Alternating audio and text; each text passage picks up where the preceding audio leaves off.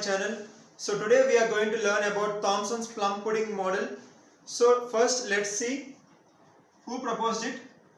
By J.J. Thomson. Thomson is the one who proposed this model of atom. So what today we are going to learn is that what are the postulates of this model of atom and what exactly did he wanted to say, and also we are going to see whether this was approved or disapproved by the other scientists. So the first thing is that by the end of 19th century, no scientist is having a clear idea about the structure of atom. So in the year 1904, J.J. Thomson is the one who came up with the idea of Thomson plum pudding model.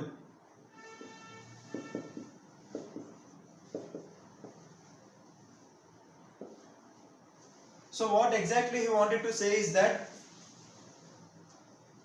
this is also known as the watermelon model or the plum pudding model. So you must have thought that why it is called so. It is called so because he said that the positive charge and the negative charge are spread equally in an atom. For example, if you take this as an atom and if you think this is positive charge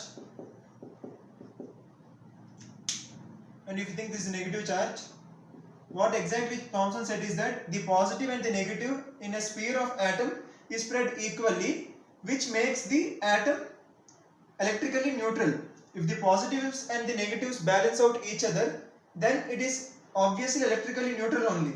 So that's what he wanted to say.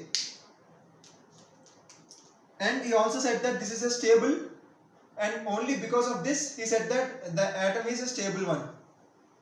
So that's the thing about Thomson model. And also, so J.J. Thomson was awarded the Nobel Prize in the year 1906. What's the reason?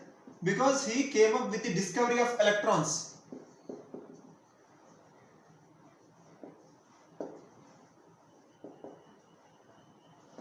So let's see what exactly is the watermelon model or the plum pudding model, and how the positive and the negative charges are distributed in whether it's a Christmas plum pudding model or the watermelon model. So let's see that one. If you take the example of a watermelon, the green part is on the outside and inside the watermelon has the red part.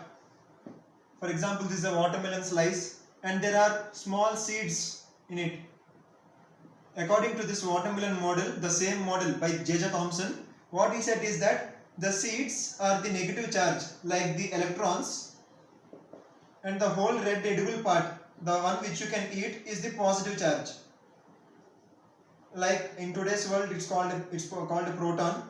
So that's what he meant to say. And in the same thing, if you see the Christmas plum pudding, in that also the black currant, that means even they look like seeds. Those ones, they are considered as the negative charge by Thomson himself, and also the other part of the pudding which does not have the black currant thing is that positive one.